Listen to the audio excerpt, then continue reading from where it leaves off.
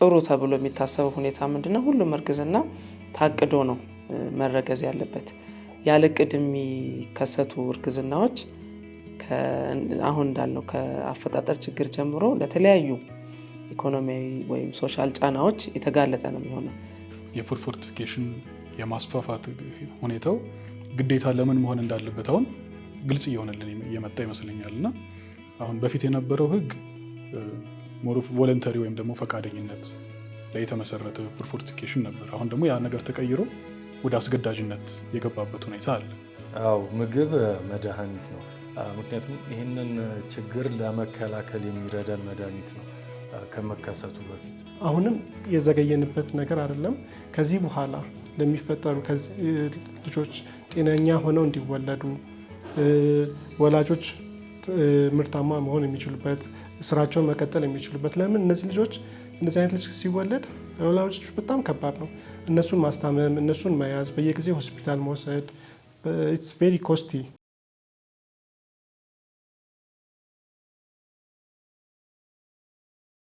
ውድ ተመልካቾቻችን እንደምን ከርማችኋል? በዚህ ሳምንት በአዲስ ፎርማት ነው የመጣ ነው። ስለዚህ እስካሁን ድረስ የአስተማሪዎቻችንን ታሪክ ለመናገር ነበር የምንሞክረው።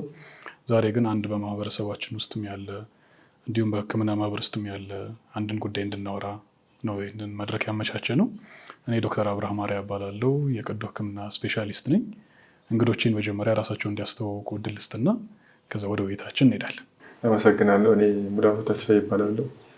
በኢትዮጵያ ምግብና መድኃኒት ባለስልጣን የምግብ ኢንስፔክሽንና ህግ ማስፈጸም ስራ አስፈጻሚ ነኝ። እሺ፣ አመሰግናለሁ። እኔ ስሜ ዶክተር ነቢያት ተስፋ ይባላለሁ። በሙያዬ ሐኪም ሲሆን እንዲሁም የአሊያንስ ፎር በርዝ ዲፌክት ፋውንደር እና ስራ አስኪያጅ ነኝ። አራዘር ኪሩቤል ይባላለሁ። በሐዋሳ ዩኒቨርሲቲ የስነ ምግብ መምህርና ባለሙያ። እሺ፣ አመሰግናለሁ። ዶክተር ሜላት ሰብስቤ ይባላለሁ። የማህፀንና ጽንስ ስፔሻሊስት ሐኪም ነኝ፣ እንዲሁም ፌቶ ማተርናል ሰብ ስፔሻሊስት። ዛሬ የምንሞክረው ፎርማት አዲስ አይነት ፎርማት ነው ማለት ነው። ከዚህ በፊት አንድ ሰው ነበር የምናናገር። ዛሬ ግን የውይይት ፎርማት ነው ይዘን የመጣ ነው እና እንድናወራ የፈለግነው ደግሞ በተለምዶ ፉድ ፎርቲፊኬሽን የምንለው ወይም ደግሞ ምግብ ማዳበር ወይም ደግሞ ማበልጸግ በምንለው ዙሪያ ይሆናል ማለት ነው እና ከዛ ተነስተን ደግሞ የሰዋዊ ሂደቱን፣ የህግ ሂደቱን፣ ከዛ በተጨማሪ ደግሞ ሳይንቲፊክ ሂደቱን እንድንወያይ እንሞክራለን። ስለዚህ ለምን ይህንን ቶፒክ እንደመረጥን እንግዶቻችን፣ ተመልካቾቻችን ይህን ውይይት በሚያዩበት ጊዜ እንደሚረዱ ተስፋ እናደርጋለን። ለመጀመሪያ ያህል ግን ዶክተር ነቢያትን ያመጣንበትን ምክንያት እንዲያስረዳን፣ ከዛ ደግሞ የዚህ ችግር ሰዋዊ ሁኔታውን እንዲያስረዳን ደግሞ እድል ብንሰጥ ውይይታችን በዛ ብንጀምር ደስ ይለኛል እና ስለዚህ ዶክተር ነቢያት ስለ ህይወትህ ብትነግረን፣ ከዛ ደግሞ ወዴት አሁን ወዳለህበት ስራ እንደመጣ ብታስረዳን ለውይይታችን መጀመር ጥሩ ይሆናል ብዬ አስባለሁ። እሺ፣ አመሰግናለሁ። ያው እኔ ከዚሁ ከአፈጣጠር ችግር ከሚባለው ውስጥ አንዱ የሆነው ስፓይናል ቢፊዳ ጋር ነበር የተወለድኩት። እንግዲህ በተወለድኩኝ በ21 ቀን የነበረ ይህ ኦፕራሲዮን የተሰራልኝ። ያም ሆኖ ይህ እንግዲህ በዛን ጊዜ የሰርጀሪ የተሰራልኝ 3 ጊዜ ስኬጁል ሆኜ ስለ ሰርጀሪ ካንስል የሆነበት ታይም እንደነበረ ያው ከሐኪሞች ከቤተሰቦችን ሰምቻለሁ። የመጀመሪያ ጊዜ ማብራት አልነበረም ነበር በሰዓቱ ስኬጁል የተደረገበት ሰዓት። ይህ እንግዲህ ተደረገልኝ ኦፕራሲዮን ተደረገልኝ የካቲት 12 ሆስፒታል ነው እና ለሁለተኛ ጊዜ ደግሞ እንደዚሁ ሰርጀሪ ሊሰራልኝ ታስቦ ለሰርጀሪ የሚያስፈልጉት ልብሶችና የተለያዩ ቁሳቁሶች አልነበሩም ነበረ። በዛ ምክንያት የተሰረዘበት ሁኔታ እንደነበረ ከቤተሰቦች ሰምቻለሁ። በቀጣይ ግን ሶስተኛው ላይ ሁለቱም ነገሮች አበለብል ሆነው ይዘውኝ ኦፕራሲዮን ክፍል ይዘውኝ ገብተው ኦፕራሲዮን ለመስራት እየሰሩ ባለበት ሰዓት እንደዚሁ መብራት ጠፍቶ ወደ መስኮቱ ጋር ሄደው ሰርጀሪ እንደጨረሱ ነግረውኛል። እንግዲህ ይህ እንግዲህ ስፓይናል ቢፊዳ የምንለው ጀስት ለማብራራት ያህል አንዲት እናት በደሟ ውስጥ በቂ ያልሆነ ፎሊክ አሲድ በሚኖርበት ሰዓት ጽንሱ ላይ የሚፈጠር ችግር ነው። እንግዲህ የነርቭ ዘንግ የምንለው ህብለሰረሰር ከእርግዝና ከተፈጠረ እስከ 28 ቀን ውስጥ ይዘጋል። በዚህም ጊዜያት ውስጥ እናትየው በቂ ያልሆነ ፎሊክ አሲድ በደሟ ውስጥ ካለ ጽንሱ ላይ የሚፈጠር ችግር ነው እና ከዚህ ጋር ነው እኔም የተወለድኩት። ስለዚህ ከዛም በመቀጠል እንግዲህ የተለያዩ አይነት የህክምና ቻሌንጆች ውስጥ አልፌያለሁ። በተለያዩ ሆስፒታሎች የቀዶ ህክምና በተለይ ደግሞ ከዚህ ጋር ተያይዞ የቀኙን የእግሬን ክፍል ላይ በተፈጠረብኝ ችግር በተለያዩ ሆስፒታሎች ላይ ሕክምና ክትትል አድርጌያለሁ። ቀዶ ጥገና አድርጌያለሁ እና በተለይ ሃይ ስኩል ላይ በነበረኝ ነገር ስሙዝ አልነበረም። ከዚሁ ከቻሌንጁ ጋር አብሬ ሳፈር እያደረኩ ነበረ እንትን ያደረኩት እና በተደጋጋሚ በዚህ ምክንያት ሆስፒታል ይሄድም ስለነበረ የሕክምና ትምህርት ፐርሲው እንዳደረግ እንደወደውም ለራሴ መፍትሄን በመፈለግ ዘንድ የሕክምና ትምህርት እንደወደውም ሆኖ ወደዛ ጆይን አድርጌ ሕክምና ትምህርቴን ተማርኩኝ። ከዛም በመቀጠል እንግዲህ ስመረቅ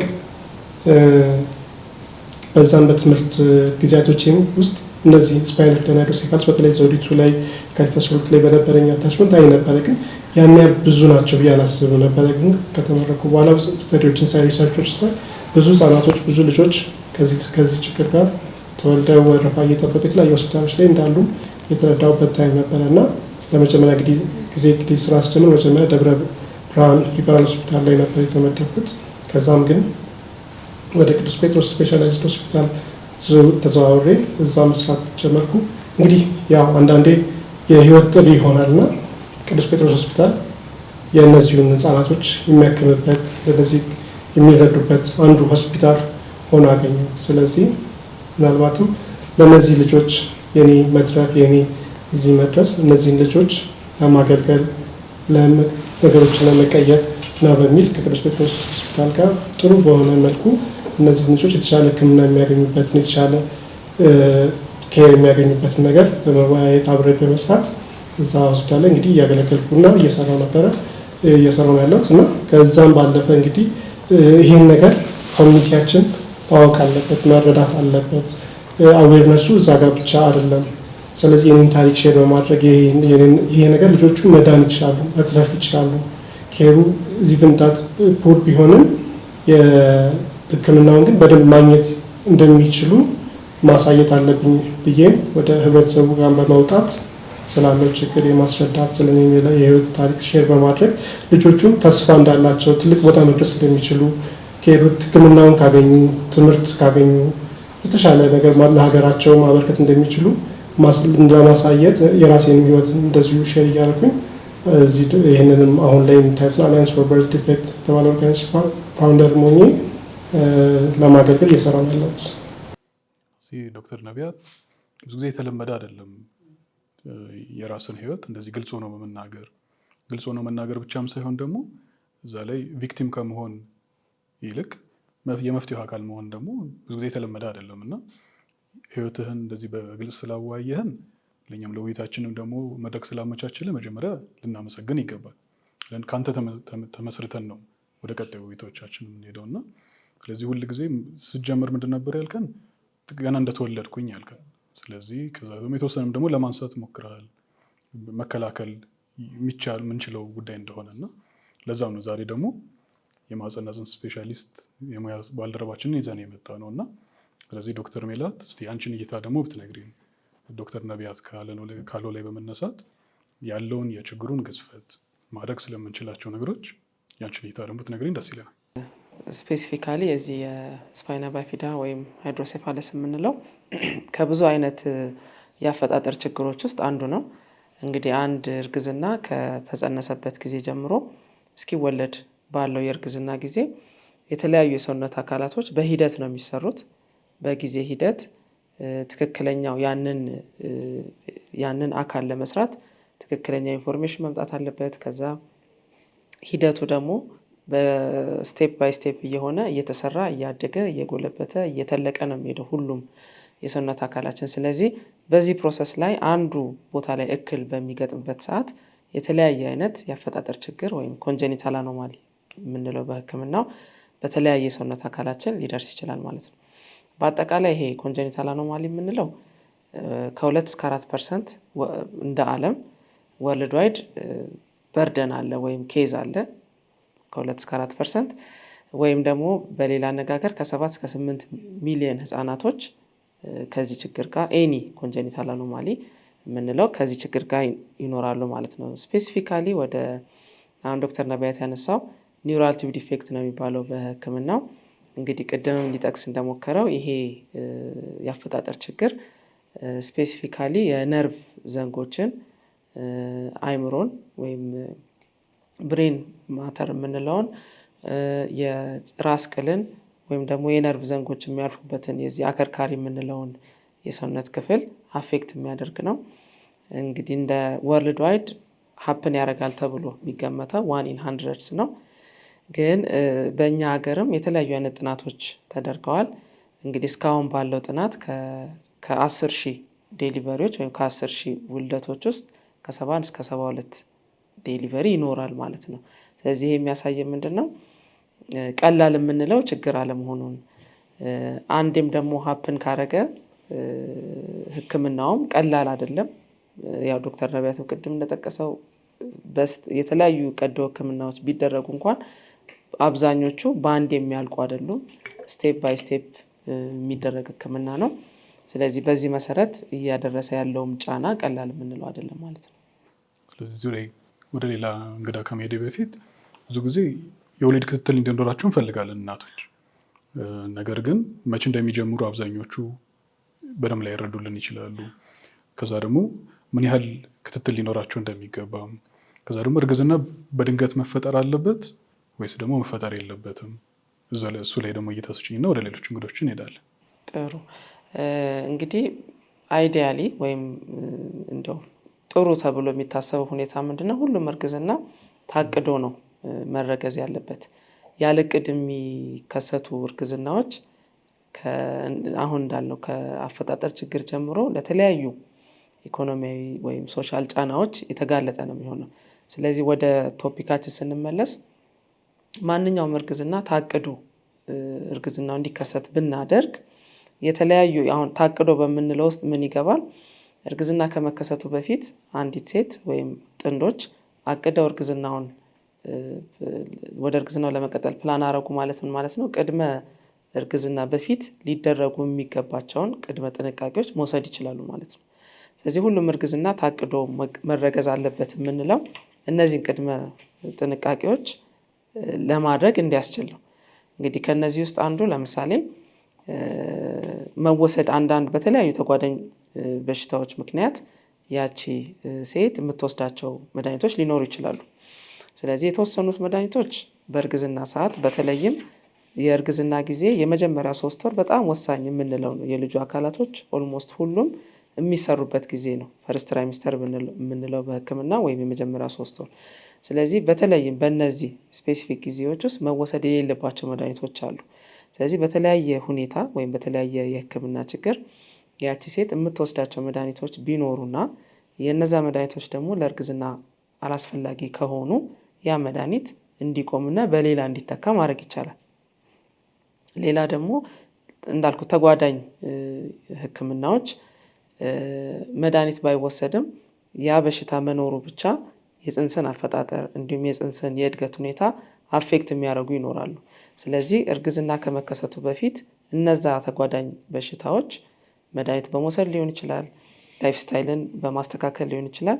በተቻለ አቅም ሰውነት ላይ የሚያደርሱትን ተጽዕኖ ኮንትሮል ማድረግ መቻል አለብን ወደ እርግዝና ከመጓዛችን በፊት ማለት ነው። ስለዚህ ኤኒ ሜዲካል ኮንዲሽን ኮንትሮልድ መሆን አለበት ከፕሬግናንሲ በፊት ማለት ነው። ሌላው ምንድን ነው እንግዲህ በእኛ ሀገር ባሉ የተለያዩ ጥናቶች አብዛኛው የምንመገባቸው ምግቦች እነዚህ ጥቃቅን የምንላቸው ኒውትረንቶች ቫይታሚን፣ ሚኔራል፣ ፎሊክ አሲድን ጨምሮ እጥረት እንዳለ ነው እንግዲህ ዳታዎች የሚያሳዩት፣ አዮዲንም ሌሎችም። ስለዚህ እነዚህ ደግሞ በተለይ ፎሊክ አሲድ የምንለው ለአፈጣጠር ችግር አንዱ ምክንያት ተደርጎ የሚጠቀስ ስለሆነ አንዲት ሴት ከማርገዟ በፊት ፕላን አርጋ ወደ እርግዝና የምትሄድ ከሆነ ቢያንስ ከ3 ወር በፊት የፎሊክ አሲድ ሰፕሊመንት እንዲሁም የሌሎችም ማይክሮኒውትሪየንት የምንላቸውን የዛን ሰፕሊመንት ብታገኝ በዛ ምክንያት ሊመጡ የሚችሉ የአፈጣጠር ችግሮችን መከላከል ይቻላል ማለት ነው። የዛሬ ውይይታችን ደስ የሚለው በተለያየ ሙያ ያለን ሰዎች ነን ቁጭ ብለን የምንወያየው እና ስለዚህ የስነ ምግብ ባለሙያም ደግሞ መሀላችን አለ ዛሬ ማለት ነው። ስለዚህ ብዙ ጊዜ ምግብ መድኃኒት ነው ወይ ወይም ታካሚዎቻችን ብዙ ጊዜ የሚሉን ምን ብላ ምን ልውሰድ ብለው ይጠይቁናል። እና አሁን ደግሞ ምግብ በማጠናከር ወይም ደግሞ በማዳበር ብዙ ለውጥ ማምጣት እንደሚችል ነው የዛሬ ውይይታችን ዋነኛው ለማስረዳት የምንፈልገው። እና እስቲ እዚህ ላይ ያለህ እይታ ምግብ መድኃኒት ነው ወይ? እንዴትስ ልናዳብረው እንችላለን? ከዶክተር ነቢያት ህይወትም እየተነሳን ያለህን እይታ ብትነግረን። አዎ ምግብ መድኃኒት ነው። ምክንያቱም ይህንን ችግር ለመከላከል የሚረዳን መድኃኒት ነው። ከመከሰቱ በፊት ዶክተር ሜላት እንዳለችው ጽንስ ከተፈጠረ በኋላ የተለያየ የእድገት ደረጃ አለው። ይህን የነርቭ ዘንግ ክፍተት ለመከላከል ደግሞ ቫይታሚን ቢ9 ወይም ፎሊክ አሲድ የሚያስፈልገን የነርቭ ዘንግ ከሚዘጋበት ዊንዶ በፊት ነው። ያ ማለት ከአንድ ወር በፊት ማለት ነው። በዛ ወቅት በቂ የሆነ ቫይታሚን ቢ9 በደሞ ውስጥ ከሌለ አንዲት እርጉዝ ሴት በአግባቡ መዝጋት አይችልም። የነርቭ ዘንግ ክፍተት ይፈጠራል። ልጁ በሚወለድበት ሰዓት የዚህ የጤና እክል ይኖርበታል። ቅድም ዶክተር ሜላት የነዚህ የንጥረ ነገሮችን መጠን ትንሽ ነካ ለማድረግ ሞክራ ነበር እና ስለዚህ ምግብን ማዳበር የሚያስፈልገው ወይም ደግሞ ማበልጸግ የሚያስፈልገው ለምንድን ነው የሚለውን ብታብራራልን ደግሞ ደስ ይለኛል። ምግብ ማዳበር ያስፈለገው ለምንድን ነው? አሁን ከምግባችን በቂ እነዚህ ንጥረ ነገሮች እያገኘን አይደለም። የማይክሮኒውትረንት የምንላቸው አነስተኛ ንጥረ ነገሮች የምንላቸውን በቂ እያገኘን አይደለም ከምግባችን። ይሄ ደግሞ የሆነበት የተለያየ ምክንያት ሊሆን ይችላል። በዋናነት ምንድን ነው ሞኖቶነስ የሆነ ወይም ደግሞ አንድ አይነት ምግብ ብቻ ያለው አመጋገብ ነው በአብዛኞቻችን የምንመገበው። ዳይቨርሲፋይድ አይደለም። ይሄ ንጥረ ነገር ቫይታሚን ቢ9ን ለማግኘት አንድ ጥሩ ሶርስ የምንለውን ብቻ በመመገብ በቀን ውስጥ የሚያስፈልገንን ሪኳየርመንት በሙላ ማሟላት አንችልም። ስለዚህ ከተለያየ ምግብ ግን ስናገኝ ከዚህም ትንሽ ከዛም ትንሽ ከዛም ትንሽ ሲሆን አንድ ላይ ተጠራቅሞ በቀን ውስጥ የሚያስፈልገንን ሪኳየርመንት ሊያሟላልን ይችላል። ነገር ግን እኛ አመጋገባችን አንድ ወጥ ስለሆነ አንድ ምግብ ብቻ ስለሆነ የምንመገበው በቂ አይሰጠንም። ስለዚህ አሁን ምግቡን በዚህ ንጥረ ነገር ማበልጸጉ በቂ የሆነ ቫይታሚን ቢ9 እንድናገኝ ታስቦ የሚደረግ ጥረት ነው። ስለዚህ አሁን ምግብን ማበልጸግ የሚለውን ሀሳብ ስናመጣ ደግሞ አንድ ማሰብ ያለብን ጉዳይ ምግብ የት ነው የሚመረተው ነው። ስለዚህ ምግብ የሚመረትበት ቦታ ደግሞ ከተመረተ በኋላ እንዴት ነው ለህዝባችን የሚደርሰው? ስለዚህ መሀል ላይ የህግ አካላት ይኖራሉ ማለት ነው፣ ያንን የሚቆጣጠሩ በስነ ስርዓትም የተባለው ነገር መኖሩን የሚያረጋግጡልን ማለት ነው። ስለዚህ ዛሬ ደግሞ ከኤፍዲኤ እንግዳችን ደግሞ አሉ። ስለዚህ እስቲ እንዴት ነው ይህንን ንጥረ ነገሮች የማበልጸጉን ጉዳይ በምን መልኩ መቆጣጠር ይቻላል? እስካሁን የተሰሩት ስራዎች ምንድን ናቸው? ወደፊት የታሰቡት ስራዎች ደግሞ ምንድን ናቸው የሚለውን እይታዎትን ቢነግሩን ደስ ይለናል። እሺ፣ አመሰግናለሁ። ያው ቅድም ጓደኞቻችን እንደጠቀሱት ዶክተር ምግብ ማበልጸግ ወደዚህ ስራ የገባ ነው እንግዲህ ካለው ፕሮብሌም አንጻር ነው። እንግዲህ መረጃዎች እንደሚያሳዩት በተለይ በእነዚህ በጣም ኢሴንሻል ማይክሮኒውትረንት ምክንያቱም እጥረቶች አሉ እንደ ሀገር። ስለዚህ ይሄንን አድሬስ ለማድረግ አንዱ በጣም ኢምፖርታንት እና ኮስት ኢፌክቲቭ ተብሎ ወይም በጣም አዋጭ ተብሎ ከሚያዙ የምግብ ማበልጸግ ነው። የህብረተሰቡ ላይ ያለ በንጥረ ምግብ እጥረት ሊከሰት የሚችለውን የጤና ችግር ለመፍታት ማለት ቅድም እንደተጠቀሰው እንደ ስፓይናል ቢፊድ አይነት ችግሮችን ለመፍታት ማለት ነው እና ኦልሬዲ አሁን እንግዲህ ከዚህ ፊት ታውቃላችሁ በጨው ላይ በነበረ የአዮዲን እጥረትን ለመቀነስ ለመቅረፍ ተተግቧል። ላለፉት 12-13 ዓመታት አካባቢ በሱ ጥሩ ውጤት አግኝተናል እንደ ሀገር ከአዮዲን እጥረት ጋር ተያይዞ። አሁን ደግሞ እንግዲህ በፎሊክ አሲድን ጨምሮ በቢ ኮምፕሌክስ እና ዚንክ ጨምሮ በዱቄት ምርት ላይ እንዲበለጽግ እንዲሁም ዘይትን ደግሞ በቫይታሚን ኤ እና ዲ3 እንዲበለጽጉ ደረጃ ወጥቶላቸው ወደ ትግበራ ተገብቷል። ስለዚህ ከዚህ አንጻር እንግዲህ እኛ እንደ ባለስልጣን ተቆጣጣሪ መስሪያ ቤት ይህንን የማስፈጸም እንትን አለብን፣ ማንዴት አለብን። ከዛ አንጻር እየተቆጣጠርን ነው። አጠቃላይ ወደ ሀገሪቱ የሚገባውን ኢምፖርትድ የሆነ ፕሮዳክቶች እዚሁ ሀገር ውስጥ የሚመረተውንም እየተቆጣጠር ያለበት ሁኔታ አለ። እንግዲህ ከአፈጻጸም አንጻር ወደ ሀገር ውስጥ የሚገባው እንግዲህ ግሬስ ፔሪድ የተወሰነ የፎታ ጊዜ ተሰጥቶ ነበር። ከዛ በኋላ ከአንድ ዓመት በፊት አስገዳጅ ሆነ ምንም አይነት ሳይበለጽግ ዱቄትም ዘይትም እንዳይገባ ተወስኖ እሱ በደንብ እየተተገበረ ያለ ጉዳይ ነው። ምናልባት እንግዲህ መረጃዎችን ለመጥቀስ እንግዲህ በዚህ 9 ወር እንኳን ዘይትን ብንመለከት ወደ 369246 ቶን የበለጸገ በአግባቡ መበልጸጉ ተረጋግጦ እንዲገባ ተደርጓል። እንግዲህ ምናልባት ከዚህ ጋር በደረጃው መሰረት ያልበለጸጉ ወደ 3200 አካባቢ እንዳይገቡ ወደ መጡበት እንዲመለስ ይተደረጋል። ዱቄትን ስንመለከት ከ27000 ቶን በላይ ወደ ሀገር ውስጥ ገብቶ በዚህ 9 ወር። ስለዚህ ይህንን በደንብ ቁጥጥሩን ጠንከር አድርገን እየሰራን ያለንበት ሁኔታ አለ። ሌላው እንግዲህ አገር ውስጥ የሚመረተው ላይ ነው። እንግዲህ አገር ውስጥ የሚመረተው ላይ እንግዲህ ዘይትን፣ ዱቄትን፣ ጨውንም እንግዲህ ክትትል እያደረግን ነው። ሶስቱ ናቸው በዋናነት አስገዳጅ ሆነው እኛ ጋር እንዲበለጽጉ የተወሰኑ ምግቦች። ስለዚህ ጨው እንግዲህ ቀድሞ የተጀመረ ስለሆነ ጥሩ ትራክ ላይ ነው። ዘይትን ስንመለከት የተሻለ በተለይ ትላልቅ አምራች የምንላቸው ሀገራችን ውስጥ አሉ ጥሩ እየሄዱበት ነው፣ እየተሻለ ነው። እንግዲህ ትንሽ ስራ የሚጠብቀው ከስንዴ ዱቄት ጋር ተያይዞ ነው። ፕሮግረሱ እየሄደ ነው፣ ግን በሚጠበቀው መሰረት እየሄደ ያልሆነበት ሁኔታ አለ። ግን ያው ተቆጣጣሪ ኢንፎርስመንቱን እያካሄደ ያለበት ሁኔታ አለ። ያው እንግዲህ ተቀናይቶ መቆጣጠር የሚጠይቅበት አንዳንድ ጉዳዮች ስላሉ ነው። ያው ኦልሞስት የገቡ አምራቾች አሉ እና ይህንን የማስፈጸም ስራውን አጠናክረን እየቀጠልን ያለንበት ሁኔታ ነው ያለው። አሁን ከምግቡ ሳልወጣ ደግሞ ወደ ዶክተሮችን በኋላ አስገባቸዋለሁ እና ምግብ እንዴት ነው የምናበለጽገው? ስለ ፕሮሰሱ ደግሞ የተወሰነ ብትነግሩኝ፣ ተባብራችሁ የተወሰነ ሀሳብ ብታመጡልኝ ደግሞ ደስ ይለኛል። እና እንዴት ነው ፕሮሰሱ? አክቹዋሊ እንዴት ነው? አሁን ምግብ ማበልጸግ ስንል አክቹዋሊ ሁለት አይነት አለው። አንደኛው ባዮ ፎርቲፊኬሽን ነው፣ ሁለተኛው ደግሞ ኢንዱስትሪያል ፎርቲፊኬሽን ነው። አሁን ሀገራችን ላይ የተተገበረው የኢንዱስትሪያል ፎርቲፊኬሽን ነው። ባዮ ፎርቲፊኬሽን ገና ነው፣ ፉሊ እንትን አልተባለም። ቀላሉም ብዙ ሰውም ሪች ማድረግ የምንችልበት ኢንዱስትሪያል ፎርቲፊኬሽን ነው። ለዛም ነው ተመራጭ የሆነው። በትንሽ ወጪ ብዙ ኢምፓክት አለው። ብዙ ሰው ሪች ማድረግ እንችላለን። አሁን የስንዴ ዱቄትን ኢትዮጵያ ውስጥ ኦልሞስት 40% የሚሆነው ፖፑሌሽን የስንዴ ዱቄትን ይመገባል። ብዙ ሰው ሪች ማድረግ እንችላለን ማለት ነው። እንዳልኩ የቫይታሚን ቢ9ን ከምግባችን እያገኘን አይደለም። የስንዴ ዱቄትን ማበልጸጉ 40% የሚሆነው ፖፑሌሽን ቫይታሚን ቢ9ን በአግባቡ እንዲያገኝ እድል ይሰጠዋል ማለት ነው።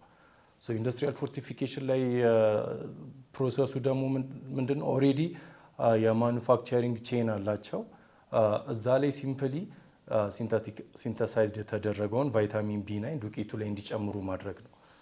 እሱን ለማድረግ ዶዚፋየር አለ፣ እየመጠነ መጨመር ያለበትን ያህል ቫይታሚን ቢ9 ፎሊክ አሲድ እየመጠነ ዱቄቱ ላይ የሚጨምርልን። ከዛ ደግሞ የሚጨመረው ነገር ፕሪሚክስ የምንለው ቫይታሚን ቢ9 እና ሌሎች የቢ ግሩፖችን የያዘ እንደዚህ በማድረግ አንድን የስንዴ ዱቄት ፕሮሰስድ ተደርጎ ሲወጣ በውስጡ ቫይታሚን ቢ9 እንዲኖር ይደረጋል። አሁን ደግሞ ዱቄት የሚመረተው በጣም በተለያየ ቦታ ላይ ነው። በተለያየ ቦታ፣ በተለያየ ከተማ፣ በተለያየ ክፍለ ሀገር ነው የሚመረተው እና ስለዚህ ይህንን ሬጉሌት ለማድረግ ያለውን ተግዳሮት ደግሞ እንድታስረዱ ይፈልጋለሁ እና ቀላል ነው ወይ ከባድ ነው ወይ? ያጋጠማችሁ ነገር ምን አለ? ጥሩ ጥያቄ ነው።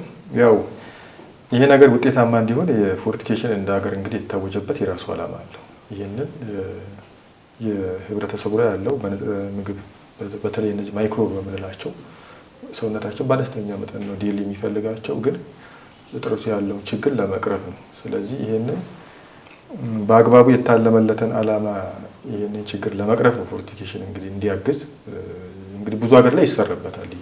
እኛ ሀገር እንደውም ብዙ ያን ያህል አልሄድንበትም እንጂ ሌሎች ብዙ ሀገሮች ይጠቀሙበት። የህብረተሰባቸው ላይ ያለው በንጥረ ምግብ እጥረት እየተከሰተ ያለውን ችግር ለመቅረፍ አንዱ ትልቁ ስትራቴጂ ይሄ ነው እና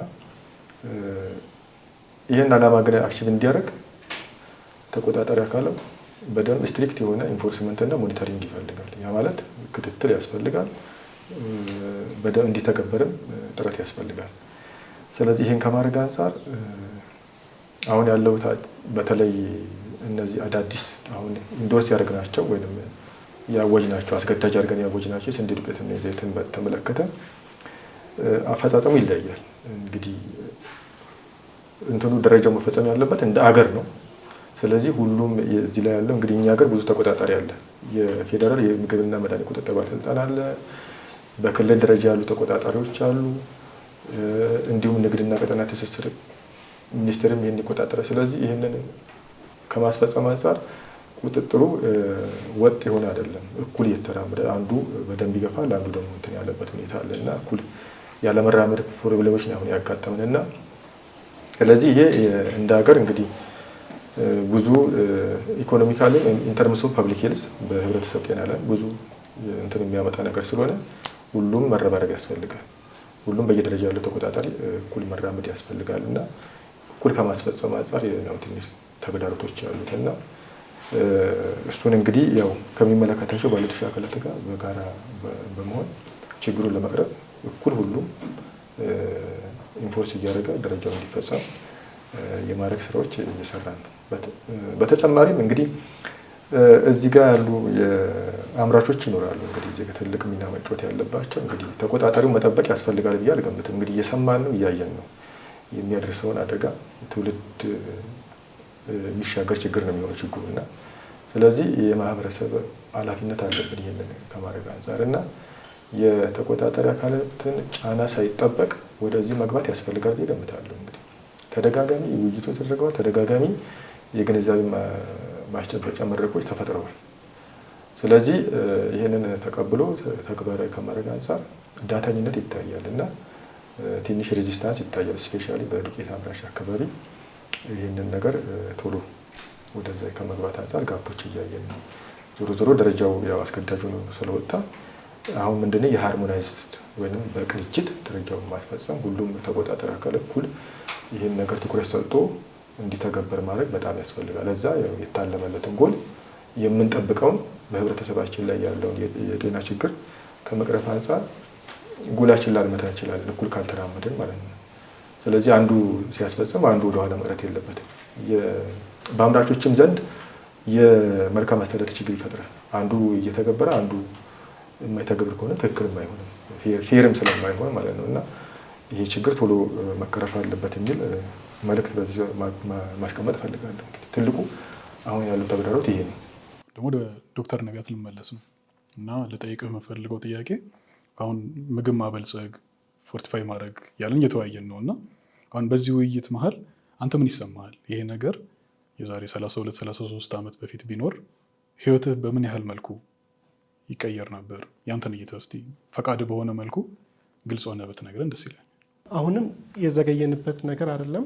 ከዚህ በኋላ ለሚፈጠሩ ልጆች ጤነኛ ሆነው እንዲወለዱ ወላጆች ምርታማ መሆን የሚችሉበት ስራቸውን መቀጠል የሚችሉበት ለምን እነዚህ ልጆች እንደዚህ አይነት ልጅ ሲወለድ ለወላጆች በጣም ከባድ ነው። እነሱን ማስታመም፣ እነሱን መያዝ፣ በየጊዜው ሆስፒታል መውሰድ ኢትስ ቬሪ ኮስቲ። ቅዱስ ጴጥሮስ ሆስፒታል ላይ እንግዲህ አንዴ መጥተው ሲታከሙ ብዙ ኮምፕሊኬሽን ነው የሚያጋጥማቸው እነዚህ ልጆች የምናየው። ኩላሊታቸው ፌል ሊያደርግ ይችላል። የእግራቸው ላይ የመንቀሳቀስ እድላቸው በጣም አናሳ ነው የሚሆነው።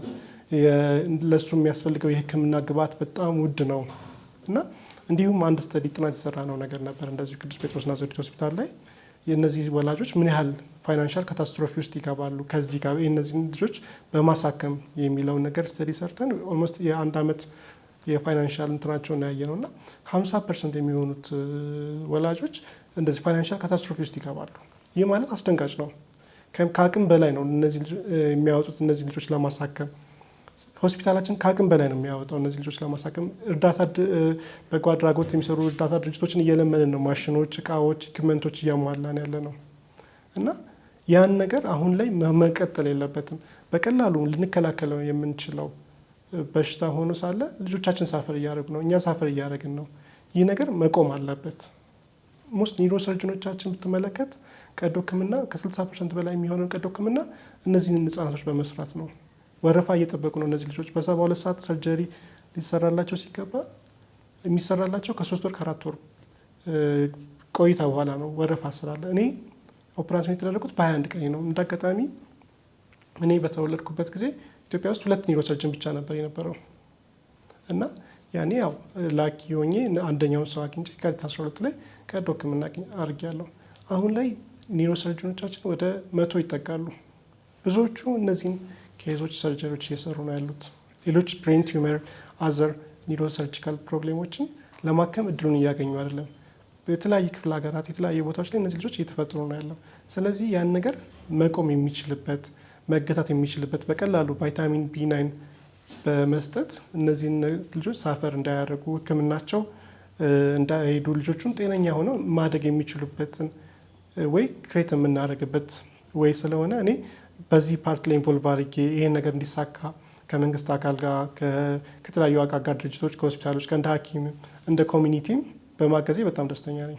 አሁን ደግሞ ወደ ዶክተር ሜላት ደግሞ ልሄድ እና ከስፔሻሊቲም ባለፈ ደግሞ ስፔሻሊቲን በቅርብ እንደጨረሽ አውቃለሁ፣ ተመሳሳይ ቦታም ስለምንሰራ እና ሰብ ስፔሻሊቲዎች ደግሞ በተለይ የፅንስ ጤና ላይ ደግሞ በጣም ያተኩራል። ስለዚህ አሁን የዶክተር ነቢያትን ታሪክ በምትሰሚ ጊዜ እንዲሁም ደግሞ በስራሽ ቦታ ላይ ደግሞ በጣም ብዙ ተመሳሳይ ታሪኮች እንደምታዩ ተስፋ አደርጋለሁ። ወይም ደግሞ እርግጥ ነው ልንክደው የማንችለው ታሪክ ነው እና ስለዚህ ምን ይሰማሻል እንደዛ ስታይ?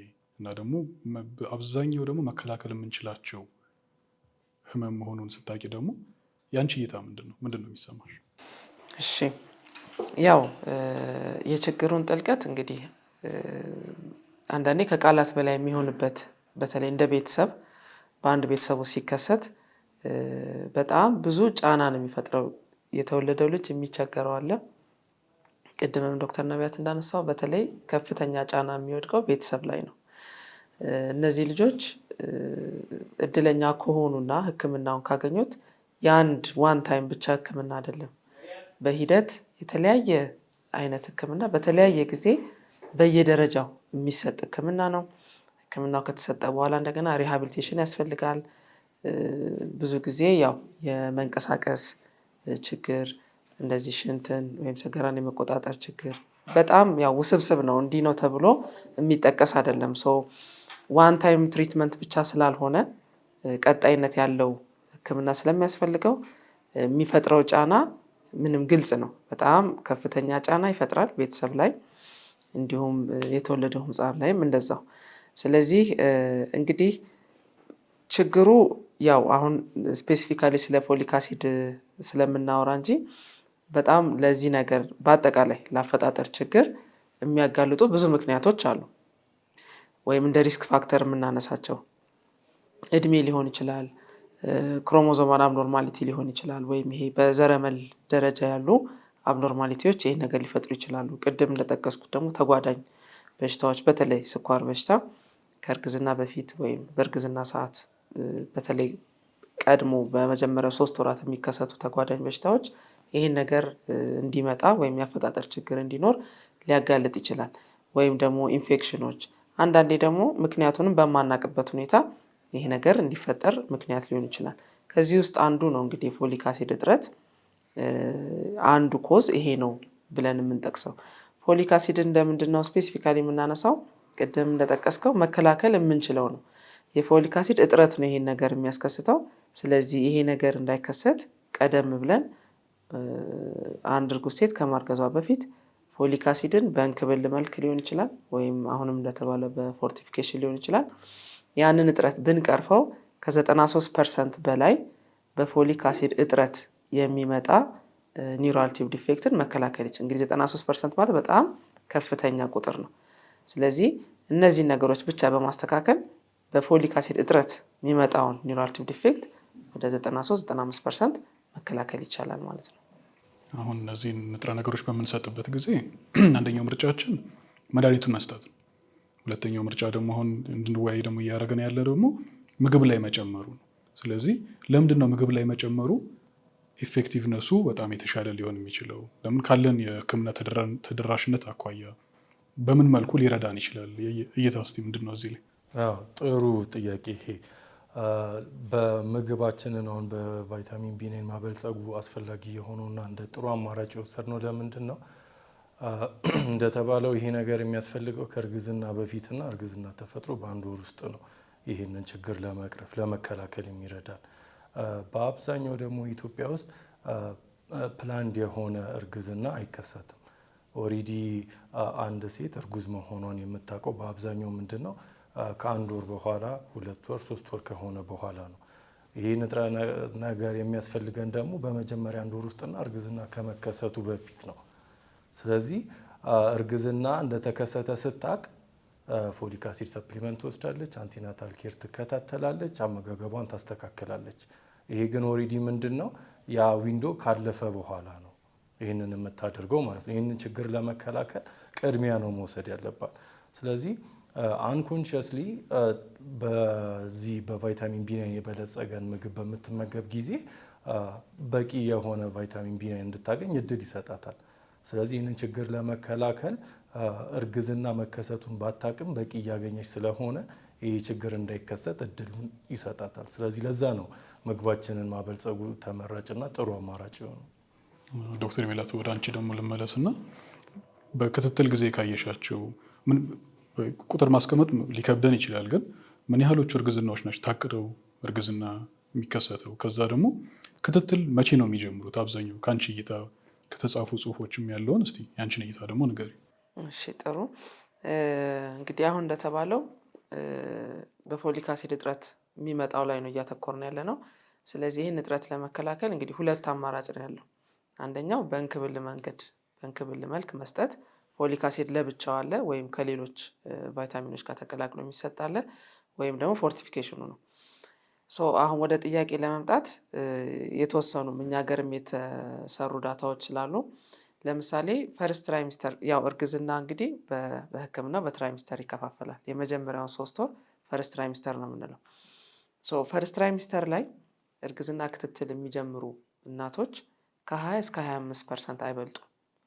ያ ማለት ነው በጣም 1/4 ከመቶ እርግዝና 1/4 ብቻ ነው ፈርስት ትራይሚስተር ላይ የሚመጡት ማለት ነው። አሁንም እንደተጠቀሰው ይሄ ችግር የሚገጥመው እርግዝና በተፈጠረ 5 to 6 ዊክስ ወይም 1 ወር እስከ 15 ቀን ባለው ጊዜ ነው የዚህ የኒውሮአልቲቭ ዲፌክት ችግር ካለ የሚከሰተው። ሌላው ደግሞ አንፕላንድ ፕሬግናንሲ ወይም ፕላን ያልተደረገ ፕሬግናንሲ ሬቱም ቀላል የሚባል አይደለም። ከ30 እስከ 35% አንፕላንድ ፕሬግናንሲ ነው በእኛ ሀገር ሴታፕ ማለት ነው። ያ ማለት ነው ፕላን አድርጎ ቅድመ እርግዝና ጥንቃቄዎችን አድርጎ የማርገዝ ባህላችን አነስ ያለ ነው። ገና እየዳበረ ያለ ሂደት ላይ ያለ ነገር ነው። ስለዚህ ያም ተጨምሮ ደግሞ ምንድነው በባህላችንም እርግዝና ብዙ ጊዜ የመጀመሪያው 3 ወር ካለፈ በኋላ ነው ወደ ክትትል የሚሄዱ፣ ያው ዳታውም እንደሚያሳይ ማለት ነው። ስለዚህ ባይዜን ያኔ ሲመጡ ሁሉም ነገር በቃ ማድረግ የሚቻለው መከላከል የሚቻለው ዊንዶ ፔሪድ ካለፈ በኋላ ነው የሚመጡት። ስለዚህ አሁንም ቅድም የተነሳው ላይ ለመጨመር ፎሊክ አሲድ ሰፕሊመንቴሽን እንደ ሶሉሽን የምናስብ ከሆነ አድረስ የምናደርገው እንግዲህ ከእርግዝና በፊት ፕላን አድርገው ለሚያረግዙ ሰዎች ብቻ ይሆናል ማለት ነው። በዳታው መሰረት ደግሞ ያ በጣም ጥቂት ሰዎችን ነው በዛ መንገድ ከሄድን አድሬስ ማድረግ የሚቻለው። በማስ ፎርቲፊኬሽን ከሄድን ግን እንደተባለው ሁሌም ዳይታችኑ ስለሚኖር እንደው አንፕላን ፕሬግናንሲ እንኳን ቢከሰት በዚህ በፎሊክ አሲድ እጥረት ያ የተከሰተ እርግዝና የመጠቃት እድሉ በጣም ያንሳል ማለት ነው። የፉድ ፎርቲፊኬሽን የማስፋፋት ሁኔታው ግዴታ ለምን መሆን እንዳለበት አሁን ግልጽ እየሆነልን የመጣ ይመስለኛል። እና አሁን በፊት የነበረው ህግ ሞሮፍ ቮለንተሪ ወይም ደግሞ ፈቃደኝነት ላይ የተመሰረተ ፉድ ፎርቲፊኬሽን ነበር። አሁን ደግሞ ያ ነገር ተቀይሮ ወደ አስገዳጅነት የገባበት ሁኔታ አለ እና ይህን ነገር ለምንድን ነው ወደዛ ሊሄድ የቻለው?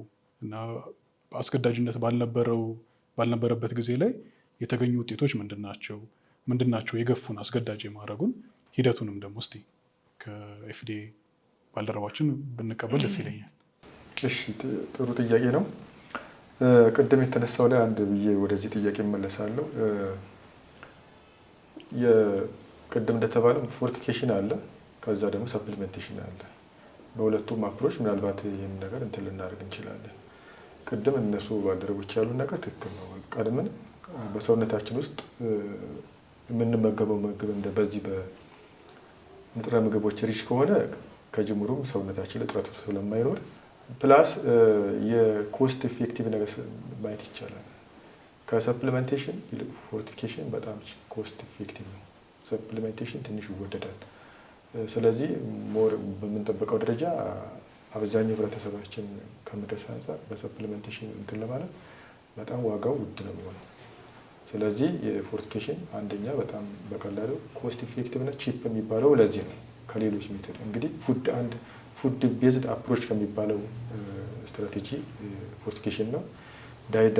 ዳይቨርሲፊኬሽን የሚባል ሌሎች አማራጮች አሉ፣ እሱንም መጠቀም። ስለዚህ እነዚህ ሞር ኢፌክቲቭ ኮስት ኢፌክቲቭ ይሆኑና ሰፕሊሜንቴሽንን ለማድረስ ትንሽ ወጪው በጣም ከበድ ስለሚል ፎርቲፊኬሽን ለዛ ነው ፎርቲፊኬሽን በደንብ ከነዚህ በበለጠ ፕሮሞት የሚደረገው የሚለውን ሀሳብ ለመጨመር ነው። እንግዲህ ደረጃዎች እንግዲህ የራሳቸው ፐርፐዝ አለ። አስገዳጅ የሚሆኑበት አንደኛ ከፐብሊክ ሄልዝ ፕላስ ከአኒማል ሄልዝም ከአካባቢም አንጻር ከሚያደርሱት ኢምፖርታንስ ታይቶ ደረጃዎች አስገዳጅ ይሆናሉ።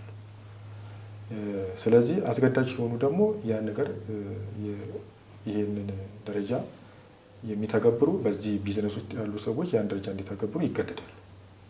አስገዳጅነት ሲደረገው ማለት ነው። እንግዲህ ቅድም ሲነገር ምን አይነት ስንት አይነት የፎርቲፊኬሽን ደረጃዎች አሉ ወይም አይነቶች አሉ ሲባል ነበርና ቅድም ወንድማችን እንደመለሰው ይሄ ማስ ፎርቲፊኬሽን አለ፣ ታርጌትድ ፎርቲፊኬሽን የሚባል አለ፣ ቮለንተሪ ተብሎ ደግሞ የሚዘጋጁ የተለያዩ እንትኖች አሉ። ቮለንተሪ ላይ አሉ። አሁን ቮለንተሪ እየወጡ ያሉ አሁን አንዳንዴ በተለያዩ ምርቶች ላይ በበቆሎ ላይ ለምሳሌ በሌሎችም ላይ ቮለንተሪ ደረጃዎች እየተጠየቁ ነው ያሉ።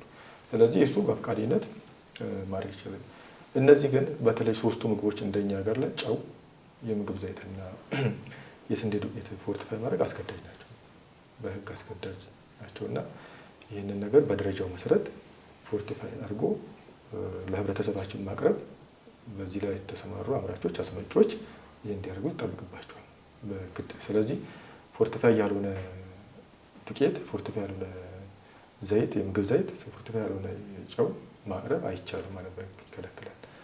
ስለዚህ ይህ አንድ ነው። ፕላስ የተለያዩ ተቆጣጣሪ አካላቶች ክትትል ያደርጉበታል። እዚህ ክትትል ያደርጉ እንግዲህ ማንኛውም አካል ቮለንተሪ ሆነም ወይንም በአስገዳጅ ደረጃዎችን የሚያበለጽግ ከሆነ ምግቡ ደረጃዎችን መጠበቅ ያስፈልጋል።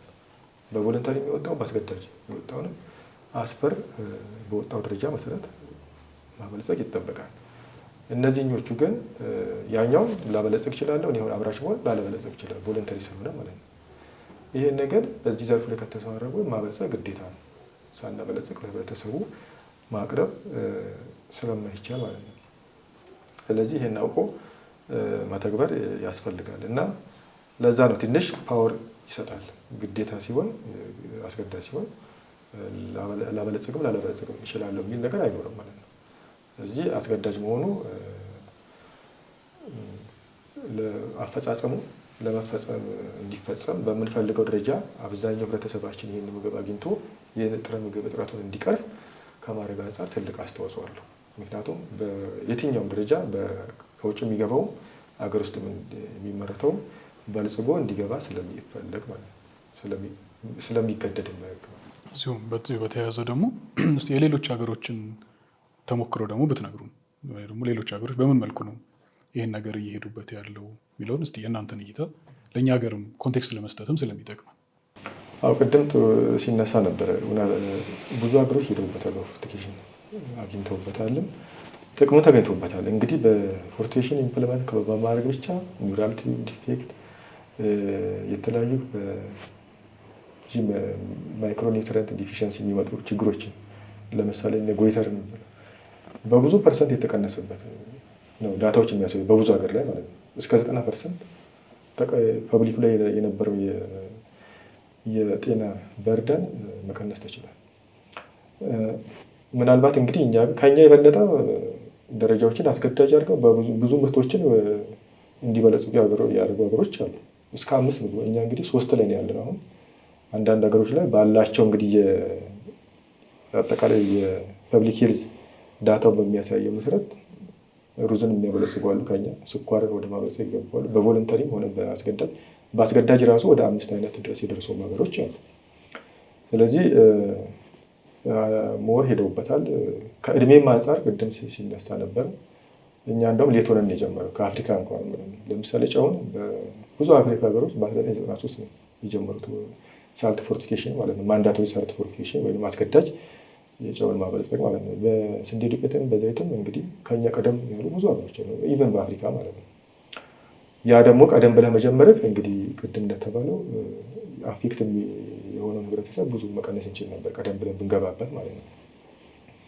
ስለዚህ የብዙ ሀገሮችን ዳታ ስናይ ብዙ የተደበረ ነው። አሁን እንደውም በጣም ታርጌትድ የሆነ የትኩረት አንድ ትልቅ የጀኔሬሽን ላይ ያለ በማይክሮኒውትሪየንት ዲፊሽንሲ ሊመጣ የሚችል ችግር የሚፈታበት ትልቅ ስትራቴጂ ተብሎ እየተሰራበት ያለ ሁኔታዎች አሉ። እኛም ሀገር እንግዲህ ሌሎች ምግቦችን ገና እየተጠና ተጨማሪ ማድረግ ካለብንም እያየን ሁኔታው ተጠንቶ ዳታዎች የሚያሳዩት መሰረት ሌሎችን ልናደርግ የምንችልበት ፕሮባቢሊቲዎች አሉ። ለምሳሌ ደብል ፎርቲፊኬሽን የሚታሰብ ያለበት ሁኔታ አለ። ጨው ላይ ለምሳሌ ፎሊክ አሲድን ጨው ላይ ጭምር አሁን ባዮዲን ነው ደብል ፎርቲፊኬሽን ፎሊክ አሲድንም ለመጨመር ጥናቶች እየታዩ ነው። እንግዲህ አሁን እንችላለን ማስፈጸሙ የሚለውን እየታይቶ ይወሰናል። እንግዲህ እሱ በሂደት በስትሪንግ ኮሚቴ ማለት ነው። ዶክተር ነቢያት ደግሞ በዚህ ስራ ብዙ ሀገሮች የመሄድ እድሉም ነበረ። ለረጅም ዓመትም ደግሞ ዴዲኬትድ እንደሆነ ለዚህ ስራ ላይ ቆይተሃል እና እስቲ ያያቸውን ለውጦች ብትነግረን። ከዛ በተጨማሪ ደግሞ ወደ ሌሎች ሀገሮች በምትሄድበት ጊዜ የእነሱ ልምድ እንዴት ነው? የሚሰሩት ስራዎች እንዴት ነው? እሱ ላይ ያለህን እይታ ብትነግረን ደግሞ ደስ ይላል። እሺ፣ አመሰግናለሁ። ጥሩ ጥያቄ ነው። ይህም እንግዲህ እንደ ዓለም እንደ ሀገር እንደ ግሎባል ብንመለከተው ስለ ፎርቲፊኬሽን እኔ በ2022 በፈረንጆቹ አቆጣጠር እዚሁ የWHO ላይ አንድ ሳይድ ኢቨንት ነበረ። በዚሁ ፎርቲፊኬሽን WHO አክሴፕት አድርጎት ኢንዶርስ እንዲያደርገው እና የአባል ሀገራት የዚህ WHO ሜምበር ካንትሪዎች ምግባቸውን ፎርቲፋይድ እንዲያደርጉ እንዲያበለጽጉ ሰጀስት የሚያደርግ አንድ ዶክሜንት እንደዚሁ ለWHO አቅርበን ነበረ። በዛን ሰዓትም እንግዲህ በፈረንጆቹ አቆጣጠር በ2022 ነበረ። በዛን ሰዓትም እንግዲህ እኔ የእነዚህን የአፌክትድ ኮሚኒቲ ሪፕሬዘንት አድርጌ አንድ ሳይድ ኢቨንት ላይ አቴንድ አድርጌ ነበረ እና ያንንም ነገር እዛ ላይ ኪኖት ስፒክ ሆኜ አውርቼ ይህን ነገር በደንብ ገልጬ ነበር ስላለው ቻሌንጅ እና ያንንም ያቀረብነውን ዶክሜንት በ2023 የWHO ተቀብሎት አባል ሀገራት ምግባቸውን እንዲያበለጽጉ ሪኮመንድ ማድረግ ጀምሯል። ይህ እንደ ሀገር ትልቅ ሰክሰስ ነው ብዬ አስባለሁ። በዛን ጊዜም የኛ ሀገራት የኛ ዴሊጌት የሆኑ ነበሩ፣ እዛ ሚቲንግ ላይ ነበሩ። የተለያዩ ከኤፍዲኤ ከጤና ጥበቃ ከኢፒኤችአይ ከተለያዩ ቦታዎች ላይ እንደዚሁ አቴንድ አድርገው ነበር እና ከዛም መጥተው ያንን ነገር ካዩም በኋላ ወደ ኢትዮጵያም ስራው እንዲጀመር የተነሳበት በደንብ ኦልሬዲ የተጀመሩት አክቲቪቲዎች በደንብ ፑሽ እንዲያደርግ የተደረገበት ጊዜ ነው ብዬ አስባለሁ እና WHO ሜምበር ካንትሪዎችን አክሴፕት አድርጎ አሁን ብዙ ሀገራት ወደ ስራ ገብተዋል። ላይክ አሁን አሜሪካ እንዳልኳችሁ ቅድም ሜንሽን እንዳደረጉት ከብዙ ዓመት በፊት ነው 100 years ባክ ነው እንግዲህ የጀመረችው ምግባቸው ላይ ፎሊክ አሲድ መጨመር። በዛ ውስጥ እንግዲህ እንደ ሀገር አንድ ትልቅ ሀገር በአመት የስፓይናል ፊዳ እና ሃይድሮሴፋለስ ኬዝ ናምበራቸው ወደ 2000 አይጠቀም። እኛ ጋር ብንመለከት ወደ 44,000 ፕሬግናንሲ ያፕን ያደርጋል። ከዛ ውስጥ ከ10,000 እስከ 15,000 ወይም እስከ 20,000 ድረስ ቁጥሩ በደንብ ስፔሲፊካሊ የተሰራ ዳታ ባይኖርም ያን የሚያህል ቁጥር ልጆች ይወለዳሉ ከዚህ ችግር ጋር። ይህ ትልቅ አላርሚንግ ናምበር ነው እና አዌርነሱም እውቀቱም የለም። ስለሌሎች በሽታዎች ብንመለከት፣ ስለ ኦቲዝም ብንመለከት፣ ስለ HIV ብንመለከት፣ ስለ አዘር ዲዚዝ ብንመለከት በደንብ ህብረተሰባችን ጋር ሰርጾ የገባ አዌርነስ አለ። ስለ ስፓይናል ፊዳ ስለ ነርቭ ሰንግስ ክፍተት ብዙ እውቀት የለም እና ያ ነገር በደንብ አልተሰራበትም እና ያ ነገር እንደ አንድ ክፍተትም ሆኖ ይህ ነገር በመምጣቱና ይህ ነገር መከላከል እንድንችል ምግባችን እንድናበለጽግ እድሉ መስጠቱ በጣም ትልቅ ነገር ነውና ሌሎች ሀገራት እንዳልኩ ስንዴያቸው ላይ በቆሎ፣ ዘይት የሚመገቡትን ኮመን የሆኑ ምግባቸውን እያበለጸጉ ይህን በሽታ ወዲያውኑ ነው የሚከላከሉት። ኢቭን ከተፈጠረ በእርግዝና ጊዜ በ12 ሳምንት ውስጥ በአልትራሳውንድ አይተው ዲቴክት አድርገው ወደ ሕክምና ምን ማድረግ እንዳለባቸው የሚወስኑበትን ነገር ነው እና ይህ ነገር እንግዲህ ወደ ሀገራችን መጥቶ ስራ በመጀመሩ እንግዲህ ወደፊት ትልቅ ለውጥ እናያለን። ሆስፒታሎቻችን በተሻለ መልኩ ሕክምና ለሌሎች ኬዞች መስጠት የምንችልበት ወደ ሌሎች ሕክምናዎች በደንብ በሰፊው ማስፋት መሄድ የምንችልበትንም እድል ይሰጠናል ብዬ አስባለሁ።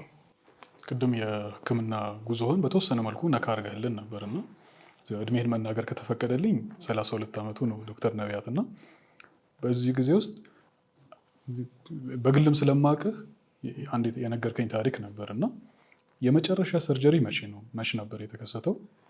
ስለዛ ሂደትም ደግሞ ንገረኝ። ለምን እዚህ ላይ ማስረዳት የፈለግነው ህክምናው በአንዴ እንደማይቆም ለዛ መከላከል ምን ያህል አስፈላጊ እንደሆነ የምናየው ተደጋጋሚ ህክምናዎች ስለሚያስፈልጉ ከዛ በኋላ እጅግ በጣም ብዙ ወጪ ስላለው ከስራም ከገንዘብም ብዙ የመጉዳት ሂደት ስላለው እስቲ ያንተን ጉዞ ደግሞ እዛች ላይ ትንሽ ጨመር ብታደርግልን ፈቃድ ከሆነ ደስ ይላል።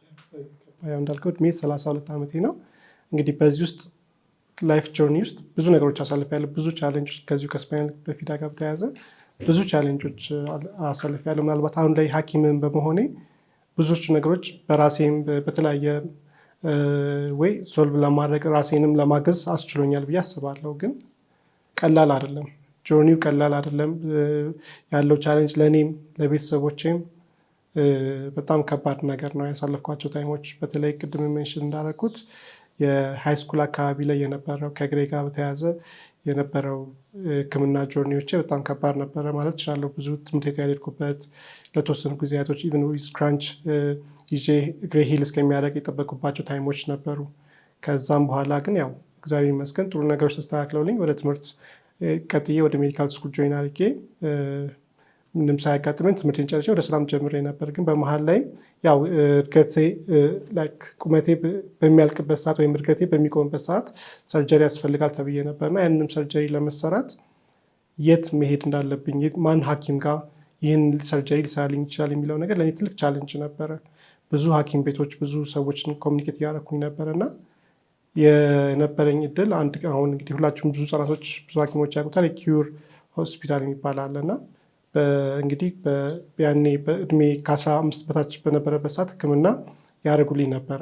አሁን ላይ ግን ያ ሆስፒታል ስቲል የህፃናት ሆስፒታል ነው። ሕክምና የሚያደርገውም ለህፃናት ነው። ስለዚህ እዛ ገብቼ መታከም አልችልም። ስለዚህ ሐኪሞች መፈለግ የነበረብኝ ለዛ ነበረ እና ብዙዎቹ ከኔ ኬዝ ጋር እኔ ያለብኝን ችግር ለመረዳት ይከብዳቸዋል። ያው ኬሩ በጣም አናሳ ነው። ሕክምናው አቬላቢሊቲ የሚያስፈልጉት መሳሪያዎች እቃዎች የሉም እና ኪዩር ሆስፒታል ሄጄ ይህንኑ ነገር እንደገና መጠየቅ ነበረብኝ። ሕክምናውን አድርጉልኝ የማለት ነገር ማለትና መጠየቅ ነበረብኝ። ካልሆነ ደግሞ ከሀገር ወጥቼ መታከም ነው ያለኝ እድል ማለት ነው ለዚህ ነገር። ሆኖም ግን ኪዩር ሆስፒታሎች በጣም በዚህ አጋጣሚ ማመስገን እፈልጋለሁ። ትልቅ ትብብር አደረጉልኝ፣ ትልቅ እርዳታ ማድረጉልኝ። እንደገና ገብቼ ያው የህፃናት ሆስፒታል ነው ብዙ ፐልስ ኦክሲሜትር በህፃናት እየተለካው ኢቭን የደም መለኪያ ምናምን ሁሉ አልነበራቸውም። ኦልሞስት ለህፃናት ሙሉ በሙሉ 100% ህፃናትን ስለሚያክሙ እኔ ለማከም ትንሽ ተቸግረው ነበረ ያን እቃዎችን ለማሟላት። ኢቭን ግን ሁሉንም ነገር አስተካክለውልኝ ቀዶ ሕክምና አድርገውልኝ የዛሬ 3 ዓመት አካባቢ ነገሮች ተስተካክለውልኝ ወደ ኖርማል ላይፌን ሊድ እንዳደረግ እንድቀጥል አድርጎልኛል። ስለዚህ የሚያሳየው ሕክምና አንድ ልጅ ከዚህ ልጅ ጋር ከተወለደ ከተፈጠረ ላይፍ ሎንግ ነው። ላይፍ ሎንግ ሕክምና ብዙ ነገሮችን ይጠይቃል። ስለዚህ ያ ነገር እኔ እንግዲህ ምናልባት በብር ባስበው እጅግ በጣም ብዙ ነው የሚሆነው። ለሕክምና ያወጣኋቸው ወጪዎች፣ ቤተሰቦቼ የከፈሉት ዋጋ በጣም ትልቅ ነውና ይህን ነገር በቀላሉ በቫይታሚን ቢ9 የምንከላከለውን ነገር እዚህ ሁሉ ነገር ውስጥ ማንም ሰው ሳፈር ማድረግ የለበትም። አንዴ ብቻ ልጁ ተወልዶ ኦፕራሲዮን ተደርጎ የሚቆም ሕክምና አይደለም። አንዳንዶቹ ህጻናቶች ላይ ምንም ላያጋጥማቸው ይችላል። በእርግጥ ኮምፕሊኬሽን ሁሉም ማለት አይደለም። ይህ ማለት ሁሉም የእግር ላይ ህመም ያጋጥመዋል፣ ሁሉም የኩላሊት ችግር ያጋጥመዋል የሚል ነገር አይደለም። ግን ጥሩ የህክምና ኬር ከተደረገላቸው ተሽሏቸው ጥሩ ሆነው የሚኖሩ አሉ። በዛውም ልክ እንደ ነርቩ አፌክትድ እንደመሆኑ መጠን የተለያየ አይነት ችግር ሊያጋጥማቸው ይችላል። ፓራላይዝድ የሚሆኑ አሉ። ሽንት ሰገራ መቆጣጠር የማይችሉ ህጻናቶች አሉ። ኢቨን አንድ ጥናት የሚያሳየው ህጻናቶቹ እድሜያቸው 3 ዓመት ሳይደርስ 3/4 የሚሆኑት ህጻናት በዚህ ኩላሊታቸው ፌል አድርጎ ይሞታሉ ይላል። እንግዲህ ጥቁር አንበሳ ብንሄድ ብዙ ህጻናቶች ዲያሊሲስ ላይ ካየን ብዙዎቹ ከዚሁ ከስፓይናል ፊደርና ሄድሮሴፋለስ ጋር ተወልደው ኩላሊታቸው ፌል አድርጎባቸው ሕክምና እየጠበቁ ያሉ ልጆች ናቸው። ስለዚህ ይህ ሁሉ አግባብነት የለውም፣ መሆን አልነበረበትም። ስለዚህ መከላከል ቀድመን እርግዝና ከመከሰቱ 3 ወር በፊት ፎሊክ አሲድ ታብሌቶችን መውሰድ የምንችልበት ነገር፣ እንደ ሀገር ደግሞ እንደ ሁሉም ሰው ተደራሽነት እንዲኖረው የዚሁ የማበልጸግ ስራ መሰራቱ ለዚህ ትልቅ ጠቀሜታ ይኖረዋል። ዶክተር ሜላት ደግሞ እዚህ ላይ እንድትጨምሪልኝ የምፈልገው እንደ ሕክምና ስርዓታችን ብዙ ጊዜ መከላከል ላይ ብናተኩር የሚያዋጣን እሱ ይመስለናል። ልክ በሀገር ደረጃ ያለውም ስትራቴጂ እንደዛ ነው እና ስለዚህ አሁን የምታያቸውን ኬዞች ብንከላከላቸው ይሻላል ወይስ ደግሞ በኋላ ላይ ልጆቹ ከተወለዱ በኋላ የማከሙ አቅም አለን? እስቲ አንቺን እይታ ብትነግሪኝ ደግሞ ደስ ይለናል። እዚህ ላይ እዚሁ ባነሳው ቶፒክ ላይ እዚሁ ኒውራል ቲዩብ ዲፌክት ላይ የተለያዩ ወርልድ ዋይድ የሆኑ ሪሰርቾች የሚያሳዩት ምንድን ነው 3 ሰክሰስ ታርጌቶች አቺቭ አድርገናል ብለው የሚናገሩት አንደኛ ምንድን ነው ፎሊክ አሲድ ሰፕሊመንቴሽን እና ፎርቲፊኬሽን። ቢኮዝ ይሄ ቅድም እንዳለው በፎሊክ አሲድ እጥረት የሚመጣውን ኒውራል ቲዩብ ዲፌክት ወደ 95% ስለሚከላከል ወርልድ ዋይድ አንደኛው ሰክሰስ ይሄ ነው። ፎርቲፋይ በማድረግ ወይም ሰፕሊመንት በማድረግ ከ200,000 በላይ በኒውራል ቲዩብ በፎሊክ አሲድ እጥረት የሚመጣው ኒውራል ቲዩብ ዲፌክት ፕሪቬንት ማድረግ ችለዋል። ሁለተኛው ሰክሰስ እንትን ምንድነው ወይም ሰክሰስ ስቶሪ ኤርሊ ዲቴክሽን። ኦኬ ገና በጽንስ ሂደት ላይ አልትራሳውንድ ሲምፕል እንግዲህ በእርግዝና ወቅት ኮንጀኒታል አኖማሊ ኤኒ የአፈጣጠር ችግርን ፒክ ለማድረግ ወይም ዲቴክት ለማድረግ ብዙ አይነት የኢንቨስቲጌሽን ሞዳሊቲዎች አሉ። ከፍ ላይክ ኤምአርአይ አለ፣ በጣም ከፍ ካለው ብንነሳ ሌሎች ደግሞ በባዮኬሚካል ቴስቶች አሉ። እነዚህ ኤምአርአይ በለው ባዮኬሚካል ቴስቶች በእኛ ሀገር ኮስት ኢፌክቲቭ አይደሉም ጭራሽ። አንደኛ ኢዝሊ የምናገኛቸው አይደሉም። አብዛኛው እንትን ሳምፕል ውጭ ተልኮ ምናምን ነው የሚሰራው። ስለዚህ ወደዛ ለመምጣት ያው ጊዜ ይፈጃል። ግን ሲምፕል በሆነ በአልትራሳውንድ በመስራት ዲቴክት ማድረግ ይቻላል። ይሄ እንደ ሀገርም ብቻ ሳይሆን እንደ ዓለምም ሰክሰስፉል የሆኑበት አንዱ ሞዳሊቲ ነው ማለት ነው። ምንድነው ኤርሊ ዲቴክሽን። እንግዲህ ቅድም እንደተባለው ፕሮብሌሙ ሀፕን የሚያደርገው ገና 5 to 6 weeks ኦፍ ፕሬግናንሲ ስቴጅ ላይ በአንድ ወር ከግማሽ እንደ ማክሲመም እስከ 2 ወር ባለው ጊዜ ነው ይሄ ችግር የሚፈጠረው። ይሄ ችግር ከተፈጠረ በኋላ ግን አልትራሳውንድ በመስራት ያለውን ችግር ፒክ ማድረግ ይቻላል ማለት ነው። እንግዲህ አልትራሳውንድ ቅድም ለመጥቀስ እንደሞከርኩት እርግዝና ፈርስት ትራይሚስተር፣ ሰከንድ ትራይሚስተር፣ ሰርድ ትራይሚስተር ብለን ለሶስት እንከፍለዋለን። ይሄንን ኒውራል ቲዩብ ዲፌክት ወይም ሌሎች ስትራክቸራል አብኖርማሊቲዎችን የምናይበት የራሱ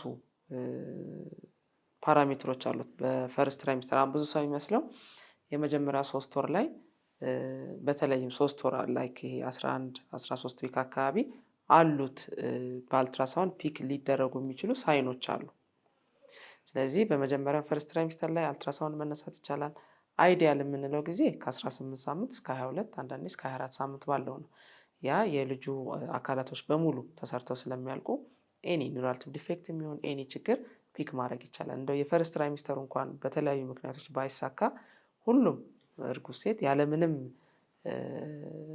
ዲተርሚኔሽን ወይም ያለምንም ስፔሲፊኬሽን ለሁሉም እርጉዝ ሴቶች ይሄ አናቶሚክ ስካን የምንለው ማለት ነው ሰከንድ ትራይሚስተር ላይ መሰራት አለበት። ያ ምንድነው ኒውራል ቲዩብ ዲፌክትን ጨምሮ ኤኒ ኮንጀኒታል አኖማሊ ፒክ የሚደረግበት ጊዜ ነው ማለት ነው። አንዳንዴ ደግሞ እንግዲህ በተለያዩ ምክንያቶች ይህንንም ጎልደን ቻንስ የማያገኙ ሰዎች ይኖራሉ። ወይም ልጁ 7 ወር ካለፈው በኋላ ሊሆን ይችላል ወደ አልትራሳውንድ ሰርቪሱን የሚያገኙት። ያኔም ቢሆን ያለውን ችግር ፒክ ከማድረግ ነው እንግዲህ የህክምና ፕሮሰስ የሚጀምረው። መጀመሪያ ያለውን ችግር ፒክ ማድረግ ይፈልጋል። ስለዚህ በዛም ጊዜ ቢሆን ወይም ወደ መውለጃ ጊዜም ቢሆን ችግሩ ፒክ የተደረገው በተገኘበት ጊዜ ወይም ፒክ በተደረገበት ጊዜ ከወላጆች ጋር ቁጭ ተብሎ ምን መደረግ አለበት፣ በቀጣይ ልጁ ሊገጥመው የሚችለውን ችግር ያው ላይፍ ታይም ኮሚትመንት እንደሆነ ያለውን ነገር ዲስከስ በማድረግ በወሊድ ሰዓትም እናትየዋ ላይም ጽንሱ ላይም በተለይ ሃይድሮሴፋለስ ሲኖር እንዲህ አይነት እንትኖች ሲኖሩ እናትየዋ ላይም ልጁ ላይም ነው ያ ችግር የሚፈጠረው። በወሊድ ሰዓት ማለት ኦልሬዲ የተፈጠረ ዳሜጅ ይኖራል። በዴሊቨሪ ፕሮሰስ ደግሞ ሌላ ዳሜጅ ሊፈጠር ይችላል ማለት ነው። ስለዚህ የአወላለድ ምርጫውን ጀምሮ ምን ምን መደረግ እንዳለበት በቀጣይ ለልጁ የሚያስፈልገውን ሕክምና ዲስከስ ለማድረግ ለሁሉም ነገር ይሄ ሳይወለዱ ወይም በጽንስ ጊዜ ዲቴክት የሚደረግበትን አማራጭ መጠቀም ያስፈልጋል ማለት ነው። ያ ማለት እንግዲህ እንደ ፕሪቬንሽን ነው የምንቆጥረው ማለት ነው። ፕሪቬንት የምናደርገው እንዳልኩ ችግሩ ኦልሬዲ ሀፕን ካረገ በኋላ እንኳን ቢያንስ ከመወለዱ በፊት ያ ነገር እንዳለ ማወቃችን በቀጣይ ወላጆችን ምን ኤክስፔክት ማድረግ እንዳለባቸው በወሊድ ሰዓት የሚፈጠረውን ችግር ከመከላከል ጀምሮ ማወቅ ይቻላል ማለት ነው። ሶስተኛው ሰክሰስ ስቶሪ ብለው ዶክመንት የተደረገው ምንድነው? ያው ኢንትራዩትራይን ሰርጀሪዎች ነው። ልጁ ሳይወለድ እዛው ጽንስ ላይ የሚሰሩ እነዚህ ሪፔሮች ማለት ነው። ያለውን ክፍተት መጠገን ይቻላል። ያ እንግዲህ በበለጸጉት ሀገራት ነው እንጂ እኛ ጋር እስካሁን ምንም እንትን የለም። ግን በሂደት ወደዛ የሚኬድበት ነገር ያው ወደፊት መምጣቱ አይቀርም። አሁን ላይ ግን ባለንበት ስቴጅ ላይ አንደኛ በጣም አትኩሮት ሰጥተን መስራት ያለብን ያው አንዴ ሀፕን ካረገ በኋላ ቅድም ዶክተር ነቢያት እንግዲህ ከራሱም ኤክስፔሪንስ ጠቅሶታል። ሕክምናው በአንድ የሚቆም አይደለም። በጣም ብዙ ኮስት የሆኑ ነገሮች የሚያካትት ስለሆነ ፕሪቬንት ማድረጉ ምንም አማራጭ የሌለው አካሄድ ነው በፎርቲፊኬሽኑ እና በሰፕሊመንቴሽኑ። ያንን ስቴጅ አልፎ ግን ችግሩ ሀፕን ካረገ ኤርሊ ዲቴክት ማድረግ ይጠበቅብናል ማለት ነው። በምን ቀላል በሆነው በአልትራሳውንድ። ዶክተር ነቢያት አሁን ባለፉት አመታት በሰራችሁት ስራ አልትራሳውንዶችን ለሆስፒታሎች ለመስጠት ሞክራችኋል። ከዛ ደግሞ ኒውሮሰርጀሪ ላይ የሚያስፈልጉትን እቃዎች ደግሞ ለማሟላት ሞክራችኋል። አሁን ይህንን መጠየቅ ምክንያት ምን ያህል ወጪ እንዳወጣችሁ እንድትነግረን ስለፈለግኩ ነው። ማከሙ ምን ያህል ፋይናንሻሊ ዲማንዲንግ እንደሆነ እጅግ በጣም ብዙ ገንዘብ እንደሚጠይቅ፣ ከዛ ደግሞ ለዛ ነው ፎርቲፋይ ማድረጉ ለጊዜው ገንዘብ ቢያስፈልግም ከረጅም ጊዜ ግን በጣም ብዙ ገንዘብ ሊያድንልን እንደሚችል እንድታስረዳ፣ ለህግ አካሉም ደግሞ እንትን ስለሚል ሊያጠናክርልን ስለሚችል እስቲ እዚህ ላይ ያለን ኤክስፔሪየንሳችሁን ብታወያይ። እሺ እንግዲህ ሪች አናዘር ፋውንዴሽን የተባለ አንድ ግብረሰናይ ድርጅት እዚሁ ላይ የሚሰራ ኢንተርናሽናል ኤንጂኦ ነው። እንግዲህ ለነዚህ ህክምናዎች፣ ለነዚህ መሳሪያዎች፣ ለነዚህ እቃዎች ለልጆቹ ህክምና እንዲያገኙ በጣም ብዙ ወጪ ወጥቷል። አሁን እንግዲህ ብትመለከቱ ቅርብ ሪሰንትሊ የነበረን የዘውዲቱ ሆስፒታል ላይ አንድ ኦልድ ቢልዲንግ ለአድሚኒስትሬሽን ኦፊስ የሚጠቀሙበት የነበረ ሪኖቬት አድርገን በአዲስ መልክ ስራው ብዙ ነገሮችን አስተካክለን ስቴት ኦፍ አርት የሆኑ ማሽኖችን አስገብተን ኦልሞስት ወደ 3.4 ሚሊዮን ዶላር የፈጀ ኢንቨስትመንት አድርገን ነው ይህንን ሴንተር ያቋቋም ነው። ይህ ሴንተር እንግዲህ እንደ ኢትዮጵያም አይደለም እንደ አፍሪካም ትልቅ ሴንተር ነው። ኢትዮጵያ ውስጥ የመጀመሪያው የፔዲያትሪክስ ኒውሮሰርጀሪ ሴንተር ነው። እንደ አፍሪካም ምናልባት ግብፅ፣ ሳውዝ አፍሪካ ላይ እንደዚህ ሴንተሮች ሊኖሩ ይችላሉ እንጂ ከዛ ባለፈ በዚህን አልጋ መጠን ወደ 80 የሚጠጋ አልጋ አለው።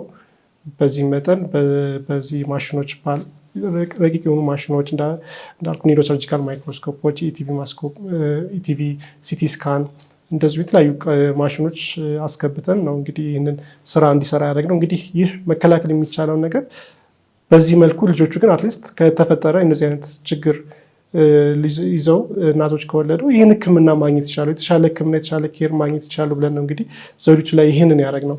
ከዛም ባለፈ ሌሎች ሆስፒታሎች፣ አጋር ሆስፒታሎች አሉ። ሴንተር ኦፍ ኤክሰለንሲ ብለን አብረን እየሰራናቸው ያለ ነው። እንደ ጎንደር፣ ባህር ዳር፣ መቀሌ፣ ሐዋሳ፣ ሀረር ላይ ህይወት ፋና እነዚህን ሆስፒታሎች ላይ በተለያዩ ጅማ ላይም እንደዚሁም በተለያየ መልኩ ሳፖርት እያደረግን ነው። እንግዲህ ለሁሉም ሆስፒታሎች ላይ አሁን ላይ የኒውሮሰርጂካል ማይክሮስኮፕ ዶኔት አድርገናል። እንግዲህ ይህ ማይክሮስኮፕ እንግዲህ አንዱ ወደ 45 ሚሊዮን ብር ነው የሚያወጣው። እንደዚሁም የኢቲቪ ማሽን፣ የኢንዶስኮፕ ማሽን ልጆቹ እንግዲህ ቱቦ ሻንት የሚባል ነገር አለ ከጭንቅላት ወደ ሆድ የሚወስድ ቱቦ አለ። እሱን ቱቦ ያጉዝ አካል ውስጥ እንዳይገባ በኢንዶስኮፒ ማሽን ይህንን ሰርጀሪ እንዲሰራ የሚያደርግ አንድ ማሽኖች አስገብተናል ለሁሉም ሆስፒታሎች። እሱ ራሱ ወደ ከ15 ሚሊዮን ብር በላይ የሚፈጅ ማሽን ነው። እንግዲህ ለእያንዳንዱ ሆስፒታል ይህን ሁሉ ወጪ ወጥቷል። ይህን ነገር ስናደርግ ልጆቹ እንደዚህ አይነት የተፈጠረባቸው ልጆች ስፓይናል ቢፊዳና ሃይድሮሴፋለስ ጋር ተወልደው የመጡ ልጆች የተሻለ ሕክምና እንዲያገኙ ነው። ከዛም ባለፈ ልጆቹ ካደጉ በኋላ ወይም ያንን ሰርጀሪ ከተሰራላቸው በኋላ ጥሩ የሆነ አፍተር ኬር ያስፈልጋቸዋል። ለእሱም የሚሆኑ የዊልቸር አሲስቲቭ ዲቫይሶች፣ ፊዚዮቴራፒ ሴንተሮች በእያንዳንዱ በእነዚህ ሆስፒታሎች ላይ ፊዚዮቴራፒ ሴንተሮች የህፃናቶች የፔዲያትሪክስ ፊዚዮቴራፒስቶችን እያሰለጠንን እንደሚያስፈልጉትንም እቃዎች እያሟላን ልጆቹ አትሊስት መራመድ የሚችሉ መራመድ እንዲችሉ በሚችላቸው ቤዝድ ኦን ዴር ካፓሲቲ ልጆቹ ፋንክሽናል መሆን የሚችሉበት መራመድ፣ ትምህርት ቤት መሄድ የሚችሉበት ነገር ክሬት እንዲደረግላቸው ብለን በእነዚህ ሆስፒታሎች ላይ እነዚህን ሳፖርቶች እየሰራ ነው ያለ ነው። እንግዲህ ይሄ ኦቨርኦል ብንመለከት ኦልሞስት ከ10 ሚሊዮን ዶላር በላይ ኢንቨስት ሆኗል በዚህ በ2 ዓመትና በ3 ዓመት። ይህ ትልቅ ወጪ ነው ያወጣ ነው።